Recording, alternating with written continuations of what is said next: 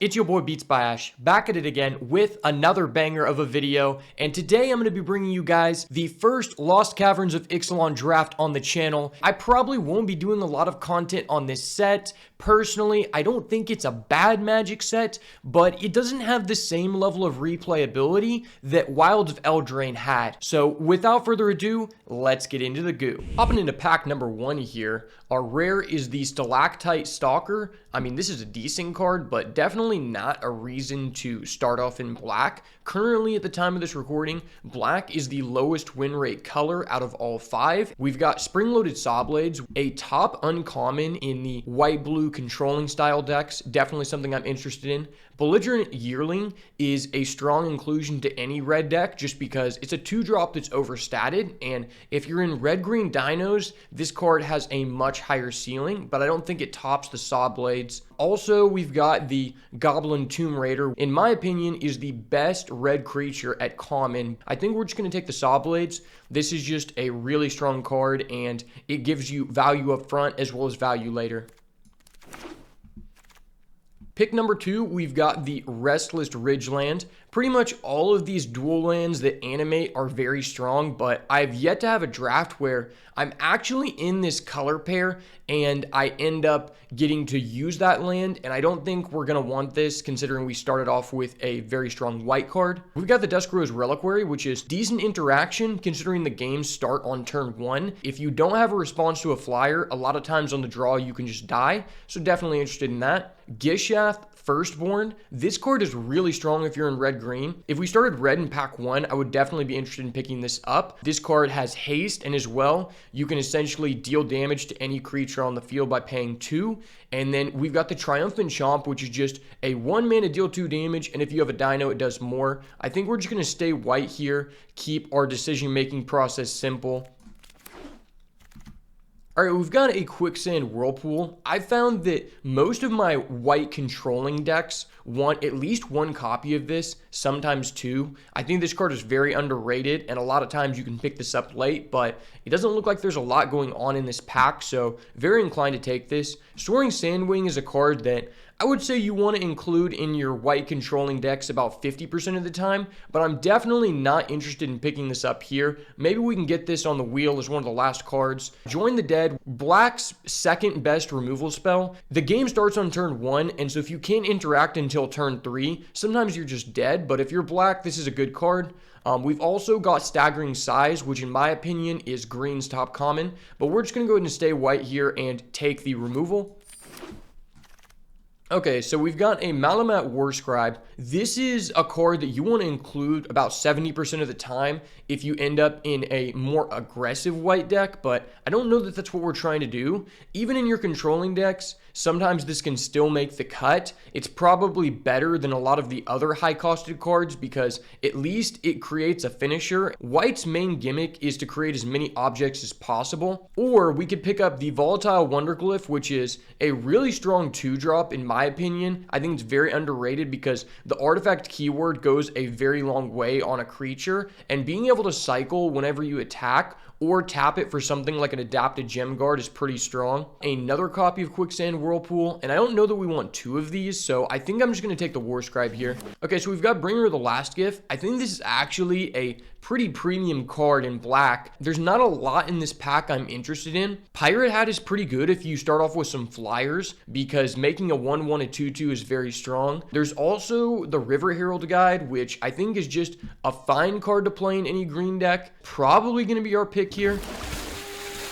No good white cards in the pack once again, but we do have a copy of Plundering Pirate. I think is pretty strong in just about any deck. This is the staple 3-drop in red in any deck you want to play it. Getting a treasure token just provides so much value in these artifact-based strategies. You can use it to craft, you can use it as fixing. The one issue I have with this set is it's really difficult to splash and there are very few incentives, so treasures are very premium to me. That's probably going to be our pick, and that's competing with the Cartographer's Companion. Now, this one is fine. I think in white and blue strategies, you're going to play this more often than not, but it's definitely not something that you want to prioritize. Getting the artifact is very strong in these craft-based decks. Okay, now we've actually got a good white card here in the form of Mischievous Pup. This card is very strong because it allows us to reuse cards like spring-loaded saw blades, or if you're playing blue, stuff like Inverted Iceberg or the Lodestone, which stuns a creature for 3 turns. As well, we can bounce back the Duskgrove's Reliquary if we want, and at the end of the day, 3 mana, 3/1 flash is just a good stat line to have, so that's probably going to be our pick here. Not really leaving a lot behind. We end up seeing a Soaring Sandwing in this pack, and I mean, pick 8 is right about where you want to pick up this card. I think it's a fine inclusion in this deck, considering our deck is starting off to look more controlling than aggressive, and I'd probably prioritize that over the Hidden Land, just because we don't know if we're going to play this Hidden Land. If this was a white Hidden Land, I'd probably take it. Since there's no good white cards in this pack, I'll just take the Soaring Sandwing. I think in your controlling decks, you want to either have 1 Cycler or 2 Caves. And that's what our deck is looking to do here. So we've got a blue mana Cycler and as well an Out of Air. I think I'm just going to pick up the Out of Air because typically in these control style decks, you would like to pair them with blue. And Out of Air isn't a good card. In best 2 out of 3, it has more value because we can side it in when we know we're on the play. And as well, in the controlling archetypes, it's just a way better card. Alright, looks like we have to decide between a Burning Sun Cavalry to pair with our Plundering Pirate or a Pathfinding Axejaw. I'd rather just take the 2-drop. I think that red is probably paired quite a bit better with white than green is, and I think you really need to have like an uncommon or a good rare to play green and justify it. Okay, so Join the Dead going pretty late here, kind of showing signs that people are really trying not to play black, and I can't blame them for that. You've also got the Hidden Land in black, which I think the Hidden Lands are better in the black archetype since you want to play a slow game, but I'm just going to pick up the blue Land Cycler here. We may play it, but probably not. Now we're left with a Relic's Roar, a card you don't really want to play, but if you're playing an aggro game, I think that this card can make the deck about 50% of the time versus the Mephitic Draught. I'm just going to take the Relic's Roar to start cutting blue here. Malamat Veteran is one that you really don't want to include from what I've found in green. I think I'm going to take the Blowgun. I think this card is a decent side deck versus flying decks. Diadect Echo is one that I think you can justify putting into your control style blue decks if you don't have a high value draft, so we'll just pick it up here. Not going to play the Acolyte, put that on the side. Pack number 2, our rares Get Lost. You think this is premium interaction, but once you understand how high value map tokens are, you'll quickly learn that this is something you don't want to include in even a control or aggro deck. We got Vanguard of the Rose here, a premium 2-drop, allowing us to sacrifice additional objects like our treasure and our maps to give this indestructible. Pairs really well with Explore because you can pump this up and it has indestructible. A fair choice here. We've got whites, debatable number 1 common, the Oltec Cloud Guard. That's probably going to be the pick here. It's a little bit better than the Vanguard. Hopefully we can wheel the Vanguard here. Other than that, this pack is pretty medium. I am fine getting back the Acrobatic Leap on the wheel, but it's pretty much just those 2 cards I want to get back. This pack is probably not the best for us. Wail of the Forgotten is a card where if you're already in this color pair, I guess you can throw it in, but it's not a good incentive to beat blue-black. Dreadmaw's Ire is one that really overperforms, and we already have a Plundering Pirate, so I could see us picking that up, but it's going to go up against the Ironpaw Aspirant, which is a decent 2-drop, but if we end up getting a couple flyers like a Miner's Guidewing, then this card is really going to pay us back dividends. I think I'm just going to take the Aspirant so we can stay white, and as well as continue cutting white from the other players we're passing to. So we see the second Malamat Warscribe. You definitely don't want more than one of these, so that's off the table. Deep Cavern Bat, one of Black's more premium 2-drops. You've seen this card make a lot of strides in Standard recently. Confounding Riddle is really good in these blue-white control decks. We've got a second copy of Ironpaw here. I think out of the cards that we've picked up so far that aren't white, our red is the most incentivizing, but I wouldn't mind picking up the Riddle. I think I'm just going to take an Aspirant here so we can guarantee that we have a couple 2-drops because we're getting pretty late into this draft. Typically in this set, you'll find that your 2-drop slot becomes quite a bit more clogged than any other slot because the game is so fast, contrasting to Wilds of Eldraine where your 3-drop slot got extremely clogged. But we get shown a Petrify here, I think is more premium in your aggressive white decks, but still an above rate card nonetheless. Being able to mitigate the activated abilities of artifacts really goes a long way because a lot of the bombs in this set you will find are artifacts, and if you can't deal with them, you pretty much just lose off the spot. And contesting this pick is the Oaken Siren, which is one that we're really incentivized to take here, but considering we don't have any other good blue cards, I'm just going to stay with the Petrify. Okay, this is a crazy pack. We've got Spyglass Siren going to pick 5 here. This card has made a couple of new decks come to fruition in Standard, playing the Siren on 1. Then you play your boat on 2. You can crew this for the boat on turn 3. I think this is going to be our pick here. This is a card that if you see it and you can play blue, you definitely don't want to pass up on it. And I think it's probably blue's top uncommon. Versus that is the Lodestone Needle. I think this card is better in aggressive decks, but if the Spyglass Siren wasn't in this pack, I would definitely pick up the Lodestone Needle. Moving forward, we got a couple of subpar white cards, and as well, we've got the River Herald Scout, which I think is just an average 2-drop in blue. This probably makes every single blue deck you're going to play just because 2-drops are so important in this format. I think here, I'm going to take the Otaclan Landmark. We don't know that we're confirmed playing blue, and I think this card is really underrated in your control style white decks because making a 1/4 flyer allows us to contest with our opponent's 1/1 flyers and their 2/2 flyers. Kind of wish that I ended up taking the River Herald guide since we're shown another Otaclan Landmark. I don't think this is a card that you want to have more than one of in your deck, but one is just a decent inclusion, and I think I'm going to take the Attentive Sunscribe. I think this card is really underrated. A lot of people don't like this card, but I find that having the artifact keyword goes a long way, and being able to scry, if we can pick up something like Adaptive Gem Guard, is really going to do good work. Still a few subpar white cards left in this pack. We've got the Thousand Moons Crackshot, which I will say, this effect has done better than it did in Wilds of Eldraine. I actually find myself sinking mana into this to be able to make some good attacks on pivotal turns about 50% of the time, but I'm just going to take the Dauntless Dismantler because I think this is a good way to delay the game in our control style deck. We end up seeing another Hidden Cataract. We want at least one cave in this deck, but I'm going to go ahead and pick up the Acrobatic Leap since this is a fine combat trick, and when you don't have many flyers, then this card just really appreciates in value. So we already have the first Acrobatic Leap. I think the second one really depreciates in value. I'm just going to take the Pirate Hat because if we do end up getting a couple of flyers in pack 3, then the Pirate Hat probably makes our deck. Okay, sweet. So we end up getting a second copy of Quicksand Whirlpool. I think we probably end up playing both of these. This is just good interaction at a good rate. Being able to exile is really important to mitigate crafting. Another Soaring Sandwing, probably not going to play it. Swashbuckler's Whip is one that people have said is pretty decent, but I've never found a reason to play it. I'll still just cut the white card out of the pack. Thousand Moons Crackshot probably makes our deck for now.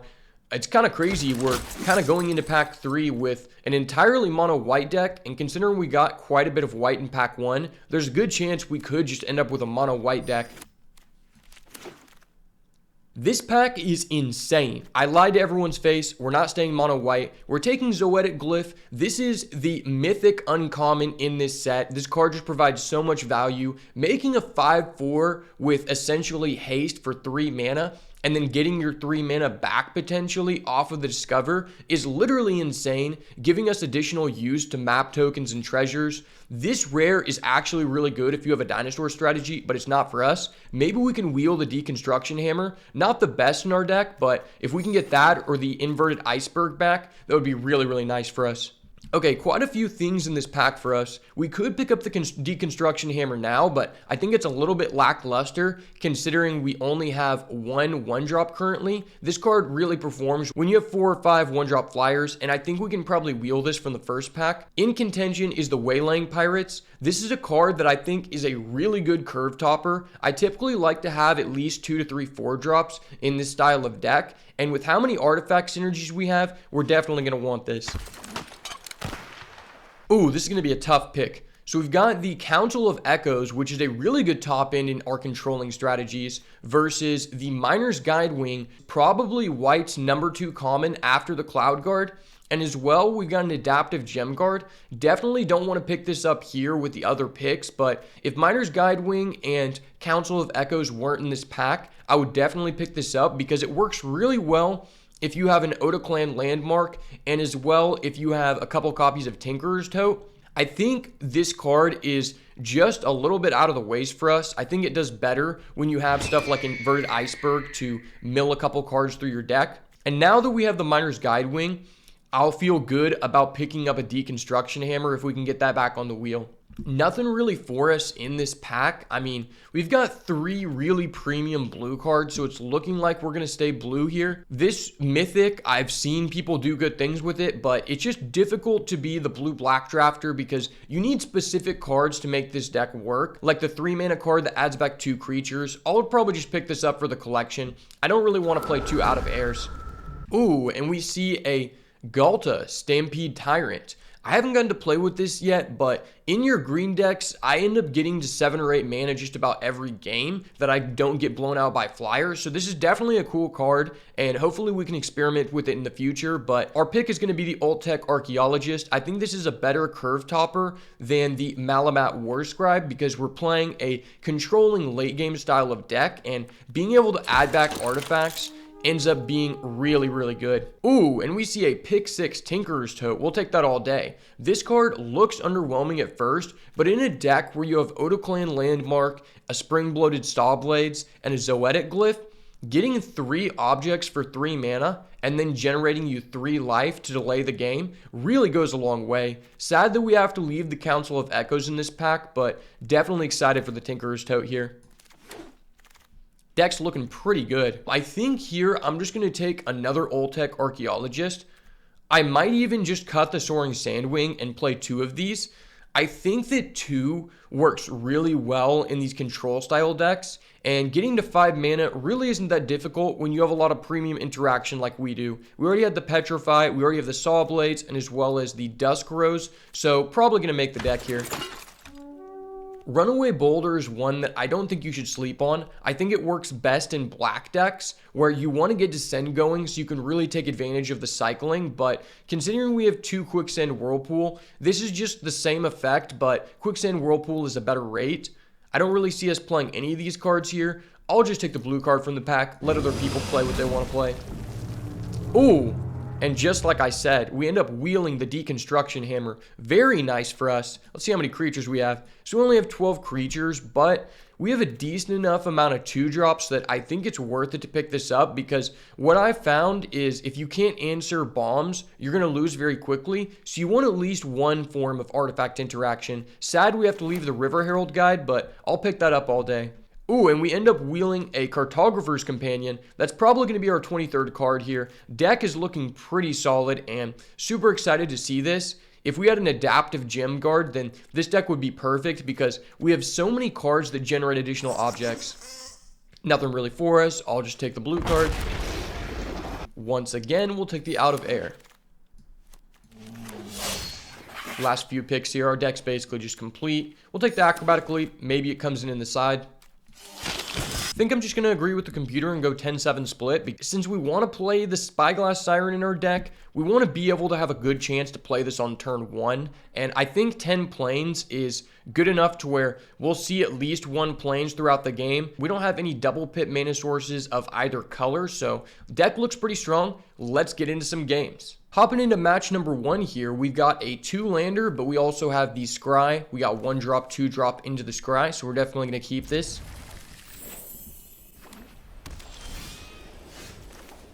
Could play the Otaclan Landmark, but I'm just going to drop down the Guidewing. I think it's just too powerful to play Guidewing on 1, Aspirin on 2. Like I was saying, this card pairs really well with those flyers, especially because this card is Vigilance. It's going to start taking down our opponent's life total very quickly.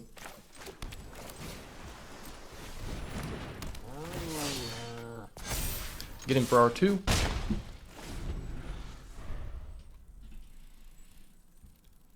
Hopefully we draw a land next turn. If we don't, we can Deconstruction Hammer and Landmark, and that'll be just fine too. So we don't have the land, so I'm going to go ahead and use the landmark here. Guarantee the land for next turn. I would like to keep the Duskuro's Reliquary, but considering we have 3 forms of interaction at this point, I'm just going to put that on the bottom. We can go ahead and swing in for our 2. Unfortunately, we didn't have 2 white sources, so we couldn't drop down the hammer, but I still think it was worth it to guarantee the land. Oh, and he's got a Breaches. Anytime you see this card, you need to immediately answer it. Oh, wow. Azorious Justice. I've never seen anyone actually use this, but the fact he did gives us a free Spyglass Siren. Unfortunately, he actually had it in a decent position where he stopped us from guaranteeing a land next turn, so hopefully we top deck one.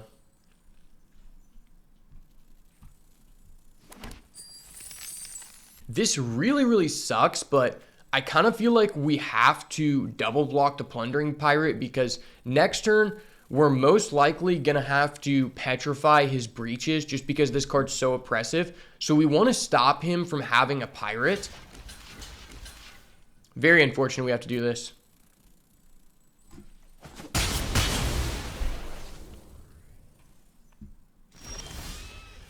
And we end up getting screwed on the land once again. I think here we just have to petrify the Breaches. Hope he doesn't have another pirate. This card just extracts so much value from the board. And if you don't answer it immediately, you're going to be in a bad spot.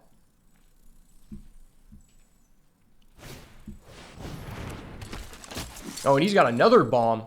Anim Pakal. When you attack with 1 or more non-gnomes, put a 1/1 on this, then create X11 gnomes that are tapped and attacking. That card is pushed. Wow. Yeah, I think we're just going to lose this one. As you can see, the game starts super fast on turn 1, and if you don't have early interaction, you're quickly going to lose. I mean, this is our 4th turn. Our opponent has 5 creatures. We have none. And I think that's just going to be GG. We're going to go to game 2. He had 2 back-to-back bombs. Very unfortunate for us that we got screwed on the lands, but it is what it is. At least we get to play first this time. A little heavy on the lands here, but I think I'm still going to keep. We got 2-drop into 2-drop here. We can play the Crack Shot and then drop the Aspirin, buff it up. So, I mean, not too bad. You just want to make sure you can at least start the game on turn 2. Especially when you're going second. You almost need a 1-drop sometimes.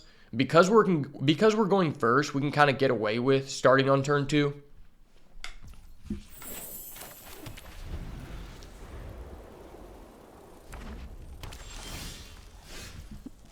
Another land. Didn't need to see that.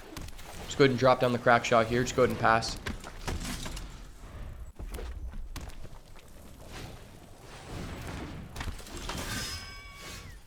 Man, we are flooding. But we've got the Iron Paw Aspirant. Hopefully we can get access to an artifact to turn on the Waylaying Pirates. And let's go ahead and get in for 3 here.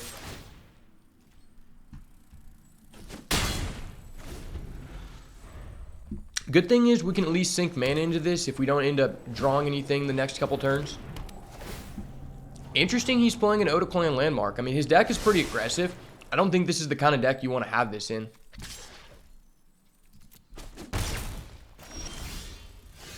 And that's not what you want to see here. I guess we just have to throw this on the board, even though it's getting no value. We just need to develop here, or we're going to get left in the dust. At this point, we're looking to top deck like an Old Tech Archaeologist or some form of interaction. Man, we are flooding really bad. At least we can mana sink into this. I guess that's okay.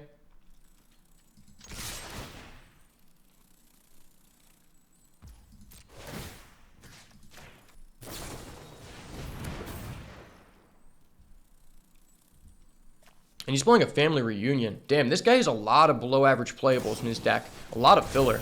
Oh, he just can use 2 combat tricks in order to kill our 2/2? Sure. That's fine, man. I mean, next turn our Waylaying Pirate still beats over that, so I don't know why you would do that. Ah, he has the bomb. Very unfortunate for us. Spyglass Siren, not what you want to see at this point in the game, but at least we can explore here. I'm thinking we just put the 1/1 counter on the Spyglass Siren, try to race him. Otaclan Landmark. Do we have an artifact? We do not have an artifact. I think I'm just going to have to throw that in the bin right now. Very unfortunate for us. We're just going to have to pass here. Hopefully he doesn't have another form of interaction.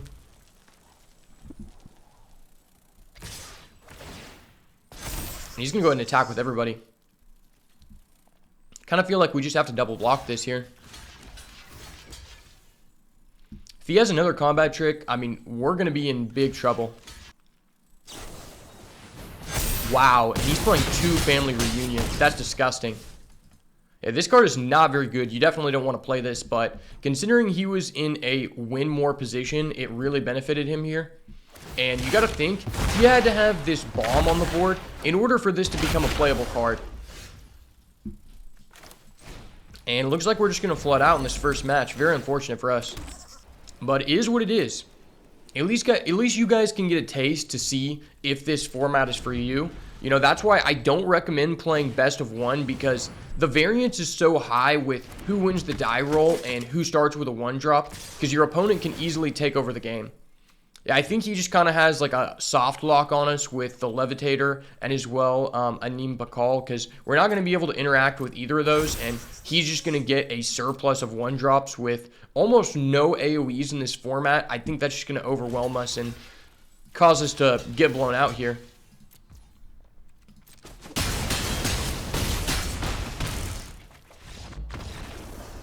Very unfortunate, but let's hop into match number 2. Our hand is looking much better than the first 2 games, so hopefully this works out. Let's go ahead and keep this. We've got the turn 1 deconstruction hammer into the turn 2 2-3, and then turn 3 we can drop the Zoetic glyph on our hammer, and that doesn't sound bad at all.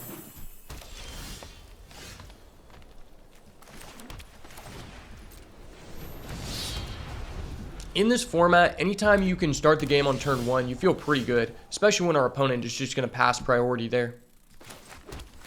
Go ahead and make it 2-3. It's not the best thing in the world, but we're getting on the board, and that's what you want to do in this format. It's really important to have something with more than 2 toughness against these red-green decks, because if they have Gishath Firstborn, they're just going to get a +1 and attack for 2 with their haste creature. Well, I guess let's just play aggressive, and let's tune up our deconstruction hammer and get in for 7.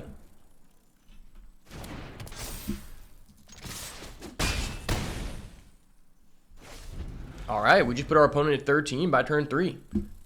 Zoetic Glyph OP.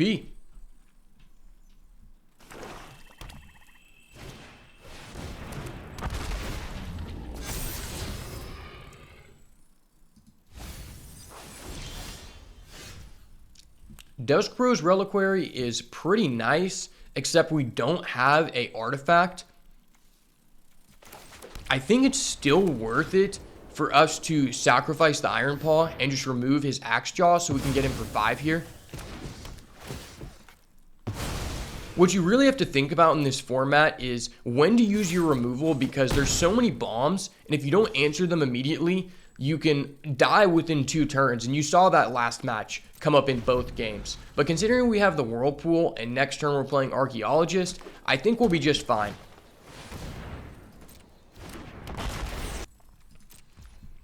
At least we're going to get a 2-drop or a 3-drop most likely out of this glyph, so we're not in a bad position by any means. Honestly, I think we play the Archaeologist first here so we can scry, potentially setting up our glyph. If we don't hit anything below 3, then this is going to be really unfortunate, but if we set ourselves up with like a key creature or a key removal, then this is going to be really nice. Ooh. Can kind of set ourselves up for the next couple turns here. Discover the Tinkerer's Tote. Next turn we can play down the Sunscribe and the Dauntless Dismantler, and then if he is on the attack, then we can use the Spring-Loaded Saw Blades later. I think I'm fine with this.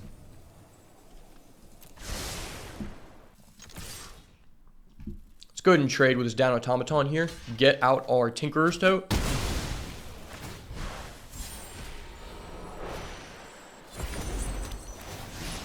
Paid 3 mana. We got a 3 mana card. You love to see it.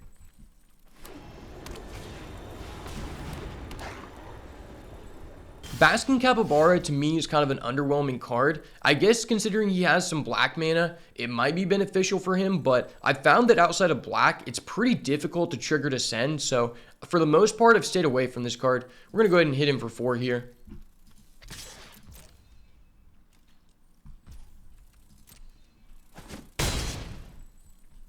And then we'll just double spell here.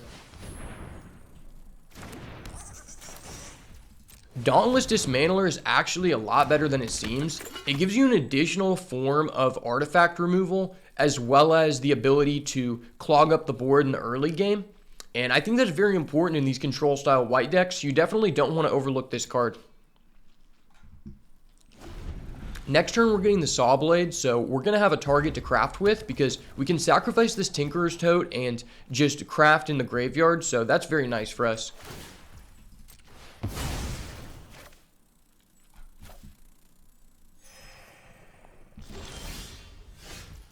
So he can transform his Restless Ridgeland, but I think that's fine to just kill this with our Archaeologist because we're removing things from the board.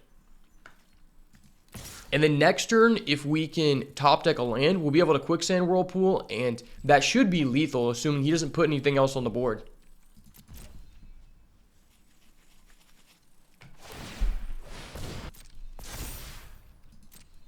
Now, if he has a combat trick here, that's another story.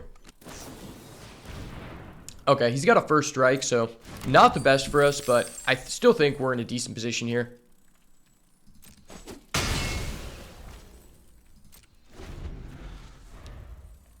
Hopefully he attacks with this so that we can use the Saw Blades on something. That'd be really nice for us because then we don't even need to top deck a land. And this costs 4 mana, so it's going to clog up his board. He's going to go ahead and kill our Attentive Sunscribe. That's completely fine because we want him to attack here. And that's actually not putting a permanent in his grave, so this won't be turning on anytime soon. I guess he's just going to pass back to us. Miner's Guidewing is actually really good in this simplified game state. I cannot say enough about how strong flyers are in this format. Like, flying has always been good and limited, but this format especially because the games are just so fast. I know you'll hear me say that a lot, but I just cannot state that enough.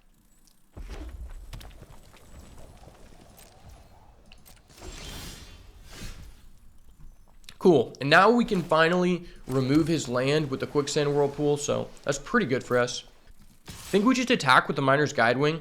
No reason to attack with these guys. Sure, we could get him for more damage, but I'd rather hold off on a removal just in case he top decks a bomb because we can clock this guy in 3 turns with the Miner's Guidewing here.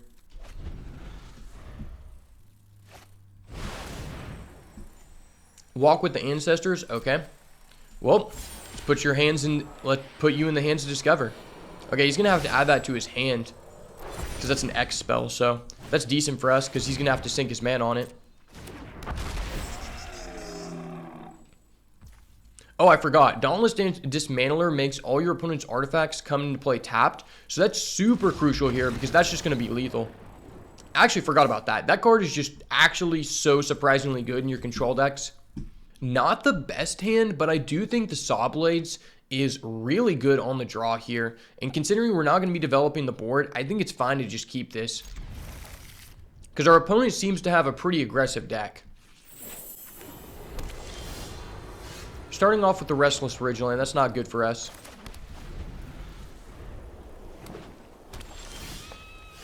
Well, this might not be as good as I thought.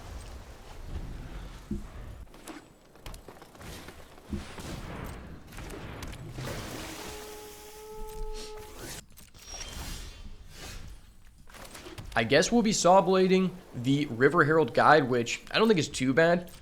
Really lucky that our opponent hasn't applied much pressure yet.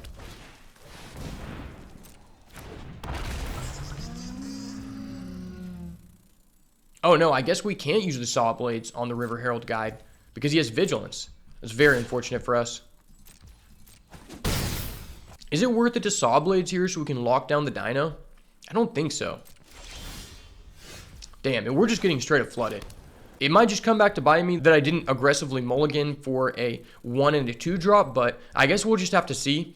I think here it's still a little bit better to Saw Blade the Dino and then next turn play Archaeologist, but it's very close. I think considering we're going to the late game, we want to extract as much value from the Pirates as possible, so I think we just have to pass here, unfortunately. Because this creature has Menace anyway, so we wouldn't be able to block it with the Pirates.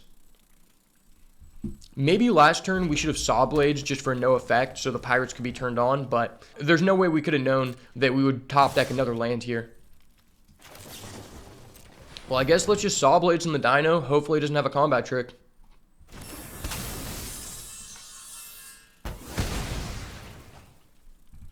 And he does not. So we're just going to take 3 here. One thing you got to watch out with dinos is it's probably your worst matchup if you're playing like a white control deck, because typically their creatures are going to be a lot bigger than yours. But he's just going to drop down a 2/2, so that's really good for us. Now I think we can afford to just drop down Archaeologist and go for the Scry here. Hopefully he doesn't have a removal for this and just gets in for a bunch of damage next turn, because he's going to be able to start attacking with his dual land over there. If he has a removal and we play Mischievous Pup, it's going to allow us to bounce back the Saw Blades and then use it in the same combat. So we could block his River Herald Guide with the dog and then potentially kill this Brawler if he has a removal. I kind of like that. And then I also kind of like keeping the Guide Wing, because number one, it's a sacrifice fodder for our Desk Rows, and it's going to allow us to double spell. So I think I'm fine with keeping both these on top, even though it's kind of weird to scry for a 1-drop on like turn 5+.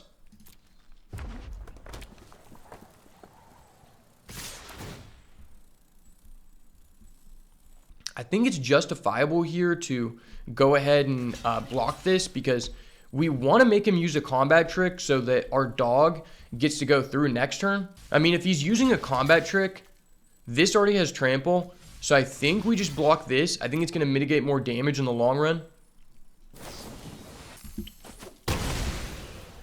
Yeah, and he had a first strike trick, so it wouldn't have mattered if we would have blocked this. He still would have got in for an additional trample damage, so good play on us. Now, I think we just pass here, go Mischievous Dog, bounce the spring-loaded Saw Blades, end up killing the Malamat Brawler. I think that's fine. And as well, we can Acrobatic Leap on the dog, so potentially keeping this alive. I think that's a little bit better than using the Dusk Rose, because we want to get the most value out of our cards since our opponent didn't have the most aggressive start here. And then if he drops down like a big drop, like a Cavern Stomper, next turn we can Waylaying Pirates, or we can use the Dusk Rose on it.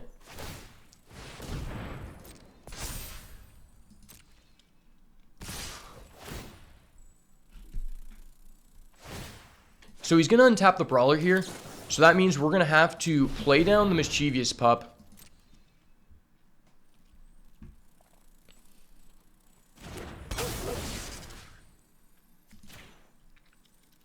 Bounce the spring-loaded Saw Blades. Make sure we do this on the stack here. And then this is going to mitigate the most damage. I think we still kill the Restless Ridgeland because we won't be able to Dusk Rose that unless he activates the ability.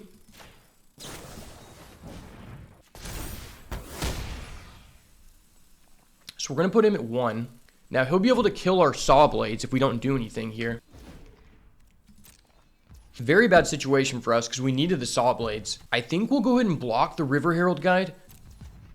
And then we're going to Acrobatic Leap, keep this alive here. Next turn, we can use this to block the Brawler.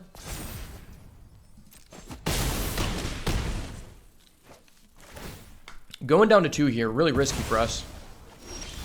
But I'd rather keep the creature.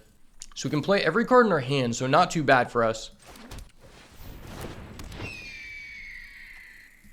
Now, I think it's still fine to just do this, because we want to put this on the board so that next turn we'll be able to use the Waylaying Pirates effect and lock something down. Hopefully this Explorer does a lot for us. Oh, unfortunately, we got a land. Not what you want to see here. And then this can attack for 4, so I guess we have to Waylaying Pirates on his treasure. Not what you want to happen, but it's going to keep us alive. So better to save ourselves than not do anything.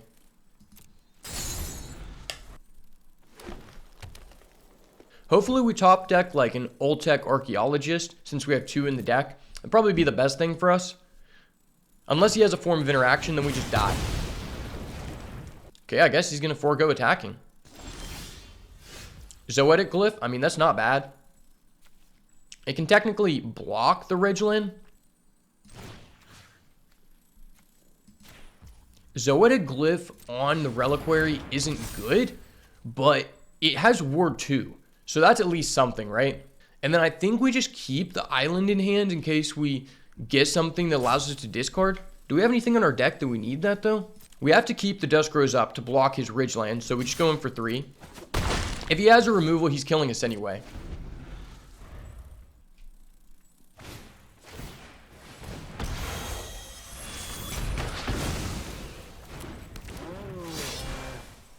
Discover, discover. Let's see it, baby. 10 of Sunscribe. Not the best, not the worst. At least we got an object. We're going to need a good top deck here. That is not good for us. And I think we're going to be going to game 3. We'll have to single block everything, and he's giving someone trample. Yeah, that's GG. Good game. Good place. Very unfortunate for us.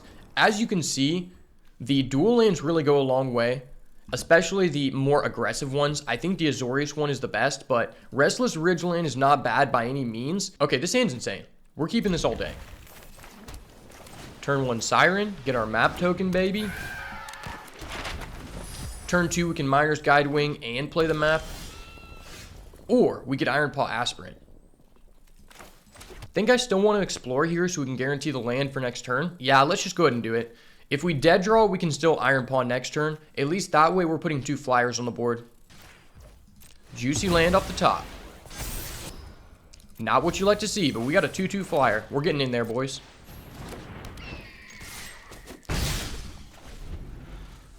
If I was the opponent, I would be shitting bricks right now because this is a scary start. Ooh, missed that land drop again. That really hurts, but still going to drop down the Iron Paw here. Pump up the Guidewing. What's really OP about pumping the Guidewing is like, this is already a target, but you don't want to kill it because it explores. So he has to kill it because it's putting in for 2 vigilance damage every single turn. But at the same time, if he does, then I can pump up our Siren or our Aspirant. So putting us in a really good position here. Because we really want him to kill this to get a land. Okay, and he's going to go ahead and kill the Siren. Very unfortunate for us. I think I'm down just a block here because we really want to find a land. It sucks we're getting rid of a flyer, but I don't want to be stuck on 2 mana.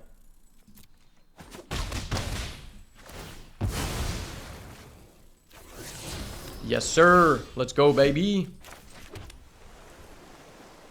Should we Tinkerer's Tote or should we Cartographer's Companion? I think Companion is slightly better because the Explorer is going to come in really, really clutch here.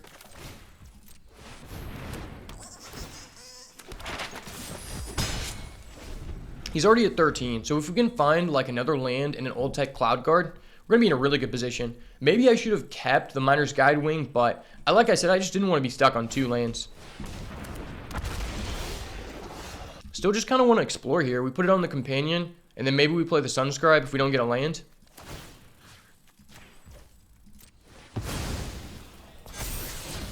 Ooh, Zoetic Glyph. It's unfortunate. I'm going to have to keep that on top. That card's just pushed. See if he wants to trade here. Cool with that all day. Now let's go ahead and drop down the Sunscribe. Probably going to make this the Zoetic Glyph target next turn, and then if we tap this, we'll be able to scry, find a land, hopefully.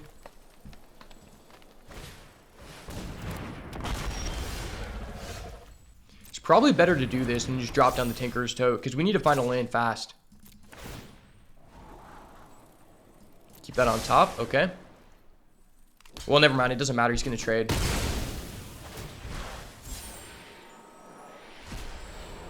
Well, that was a lot of lands. But we get a scry, okay. Pay a scry, get a scry. Yeah, no, we're looking for a land here. At least we have an artifact, so next turn our Waylaying Pirates is going to be online, assuming we find a land. Compass Gnome, okay. At least we can attack with our Aspirant at the moment. He's putting a land on top and a black one. He probably has a bomb then. No, we needed a land so bad.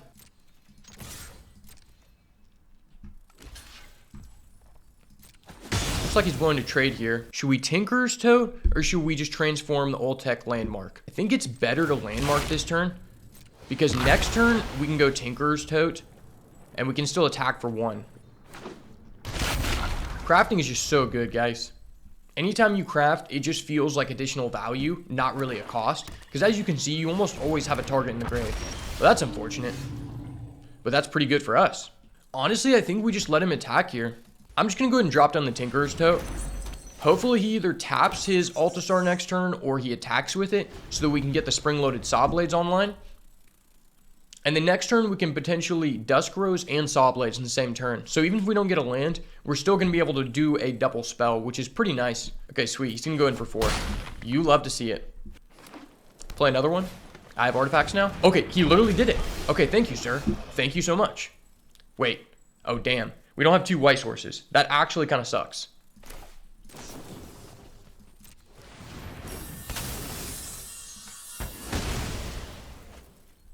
Okay, I think it was still kind of worth it. Hopefully he doesn't have any more top end here. Next turn, we can either Petrify or we can Dusk Rose. Hopefully we get a second Plains, though. Second Plains would put us in a really good position. Wow. Okay, that really sucks for us. And then he can destroy an artifact? Damn.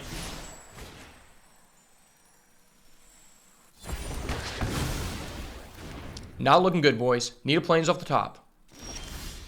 Island. Not what you want to see. But we're going to get in for some damage here, so it is what it is. A land is a land. One more and we can go for an Archaeologist.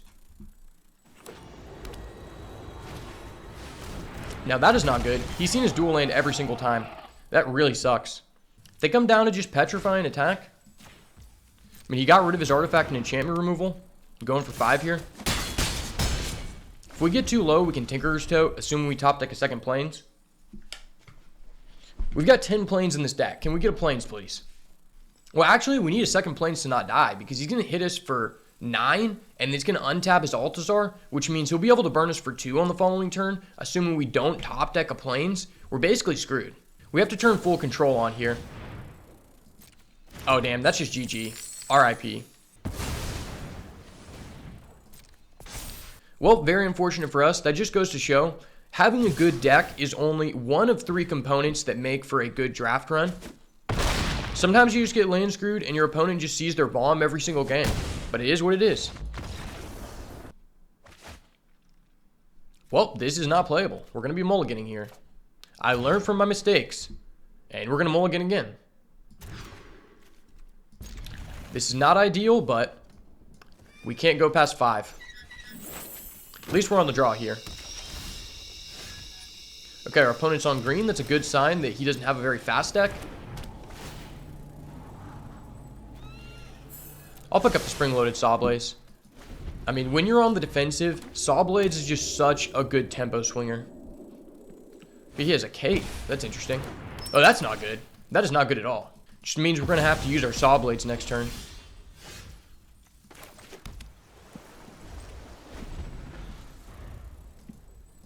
Nice. We'll bait him into attacking here.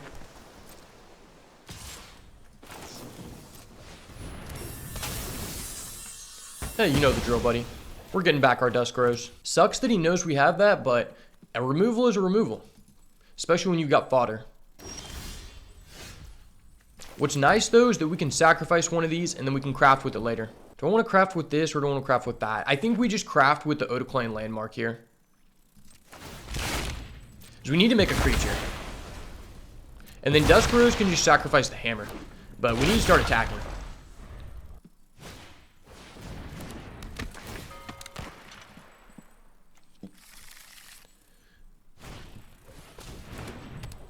Twist and Turns is a really fun card. Doesn't look like our opponent hit off the Staunch Crewmate, which is good for us. This card is really good if you have, like, I would say 5 Explore effects, but without that, I just don't think this card is worth it. Oh, and he's got a Cavernous Maw, so he can start attacking for 3. That's really scary. Well, let's start equipping the hammer.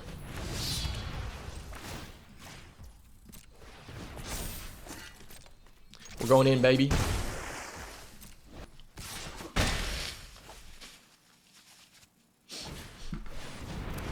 Frilled Cave Worm, damn.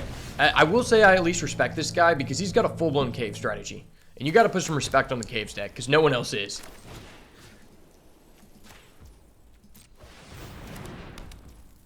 Well, let's turn that off, sir.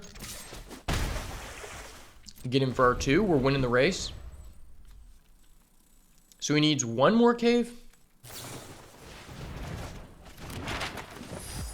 Well, that kind of sucks. Wow, that was really good for him. I don't really want to Dust Crows that. Oh, and he has an Everflowing Well. Damn, this guy is valuing us out of the game. We're about to lose to a Caves player. I feel really, really bad. I guess we can Scry first. Then we can play the Spyglass Siren, make it a 2-2. Ooh. Do we want to keep this? It could allow us to bounce something. I don't think we want that. I just don't think that's that good. But what we will do is play the Spyglass Siren. We could craft with this. Yeah, I think I'm just going to make a 1-4 again.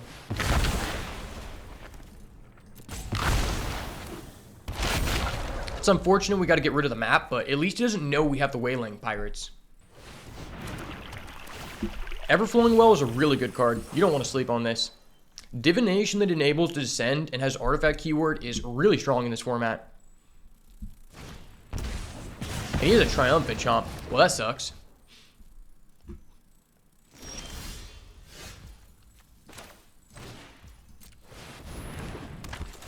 Let's go ahead and tap out his Staunch Crewmate, just for fun. And then we can go and put the hammer on the Levitator. Flying for the win, baby. It's crazy to me this guy almost has the Cavernous Maw online. Okay, yeah, we might have to remove that. Good thing is the Levitator can give the Whaling Pirates flying. So we've got this guy on a 3-turn clock right now. Sage Days, okay. And I think he had to pay 1 life for that. Yeah, he did. Okay, so that's pretty good for us.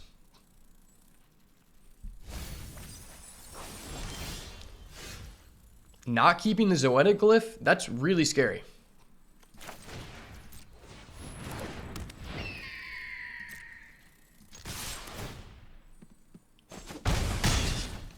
Well, next turn, that's lethal.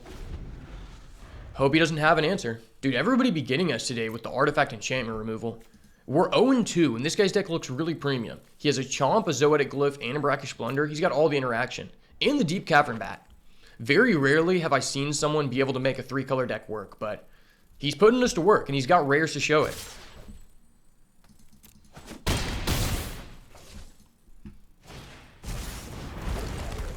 Ooh, okay. Well, we need an object here to sacrifice. We don't get the object. That really fucking sucks. If we could sacrifice the Petrify, we would win the game, but unfortunately we can't, so that really, really sucks. I guess we have to sacrifice Miner's Guidewing, hope that we can explore into a creature, and then that's the only way we can win. Yes, sir! You love to see it. Let's go, baby. GG! Might have to do another one of these videos just because we're about to go only 1 win, and I'm the best of all time. I can't be leaving it like that. Okay, this hand's insane. Guess we put back the Otaclan landmark. Could have put back a Plains, but it is whatever.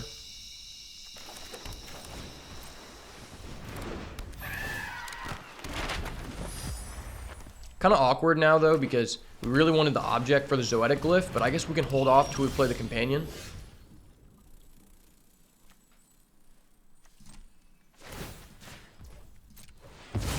Non-creature. No, it's not what we needed to see.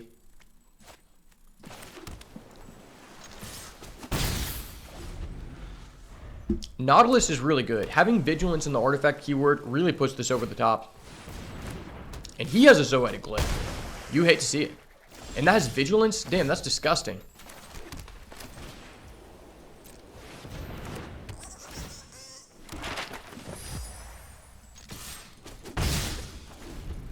Well, there's nothing we can do about that. Confounding Riddle during your turn? My guy, what are you doing? It's crazy. These are the kind of people I'm playing against at 0-2.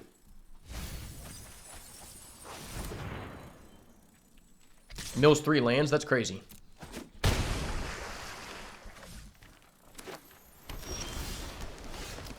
I don't know that we can race him. This sucks, but I guess we have to do it.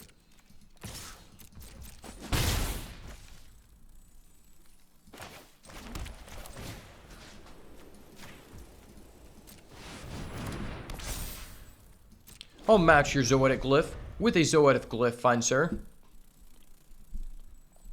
Please do not have a Brachysplendor. He's hovering. I'm scared. Judge. He has a Brachysplendor. I'm calling the judge. 3-drop, 3-drop. No. Why? Ultec Cloud Guard, you left us too soon. Well, I've got a blocker now.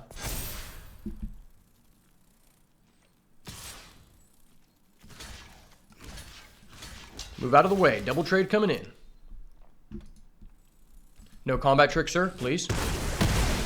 Okay. Alright, don't high roll me. Okay, he is a god. Dude, how is this guy 0-2? This guy's deck's insane. He is a god. What?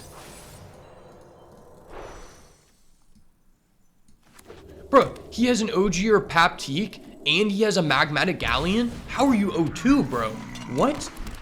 This is crazy. And now he's got an inverted iceberg. Damn. This is going to be a close-ass game.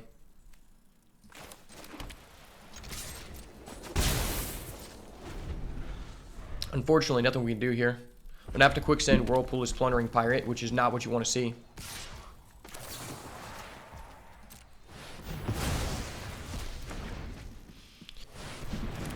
And he has an Abuelo? Dude, how many rares do you have? How do you go 0-2 with this many bombs? Like, literally. And then he has a cave payoff? This deck is crazy. It's probably the best cave deck I've ever played against. Yeah, I don't know if we're going to win this one. This guy's deck is way too powerful. His average card quality is just so much better than ours.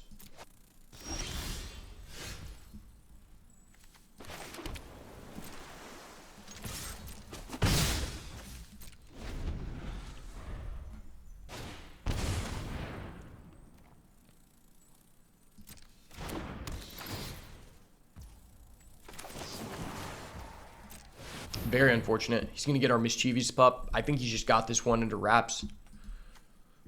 Depending on our top deck, I'm just going to go to game 3.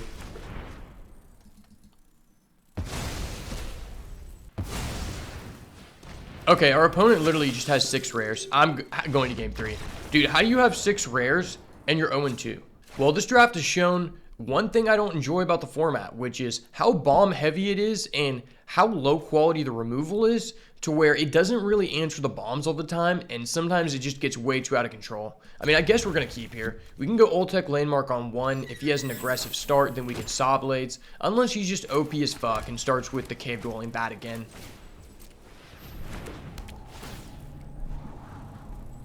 I mean, do we want this Petrify? I don't think we want that. I think we need to find a creature fast. Okay, that's more removal. Would have liked to find a creature here, but it is what it is. No bat. No bat, please. You don't need a bat. Okay, he doesn't have a black mana. We're rolling. Alright, unfortunately, that's the only card that plays around our Saw Blades and our Quicksand Whirlpool. So that really, really sucks for us. And then we draw another land. Wow, this is really, really sad.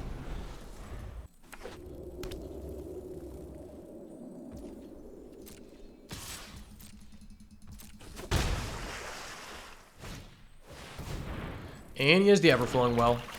Well, this guy is just taking away to the races.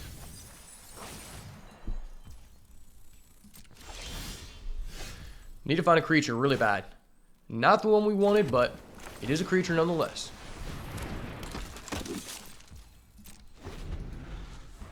Probably down to just trade with his Nautilus. I mean, if he has a combat trick, he has a combat trick, but we need to make an action.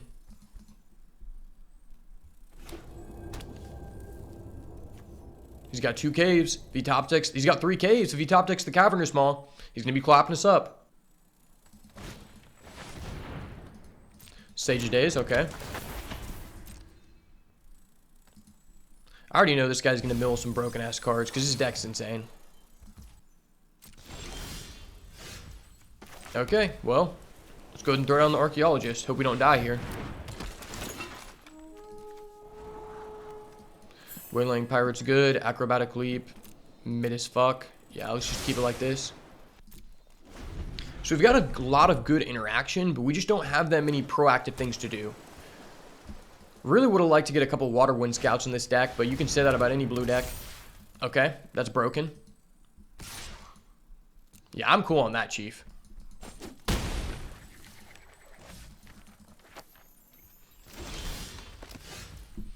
Whaling Pirates. I think I'm fine with that. Just play the Pirates. Lockdown as well. If we attack, he trades with his Nautilus. 2-drop for a 4-drop. That doesn't seem good. We have no way to interact with this, so kind of want to do it.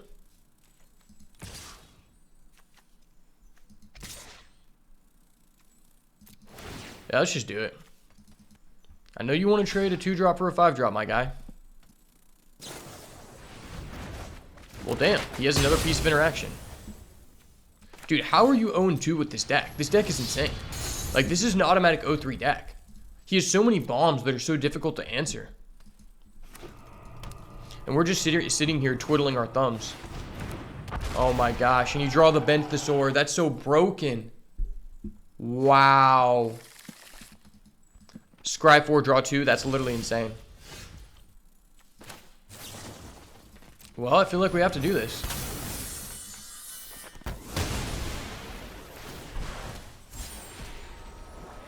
Confounding Riddle? Okay. I mean, you already have all the card selection in the world. I don't think I'm too worried about that. This guy's deck's so premium. Guess we're going to equip the hammer, though. Oh, this guy's mills are crazy. Deck's insane. Well, we're not going to win by trading, I'll tell you that. Sure. Yeah, I'm going to do it. We can't take that much damage. It sucks, but I feel like we have to do this.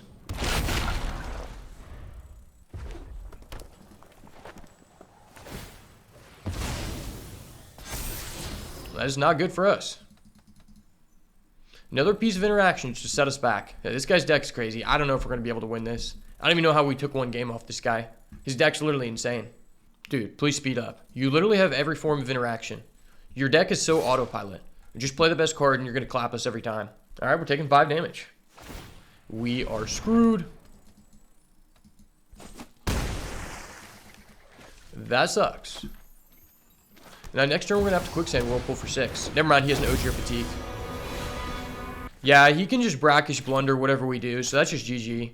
Unfortunately, there's nothing we can do. Wow. I ended up going 0-3 with this deck, and I felt like it was a pretty strong deck. Very unfortunate run of variants in the Lost Caverns of Ixalan, but I hope you guys got some insight into a little bit about how this format works. If you enjoy this content, let me know, and I can do some more of these. For me, I know I'm really trying to get that W back, especially for the video, and if you got this far, thank you so much for watching. As always, if it's not the goo, it's got to go. Peace.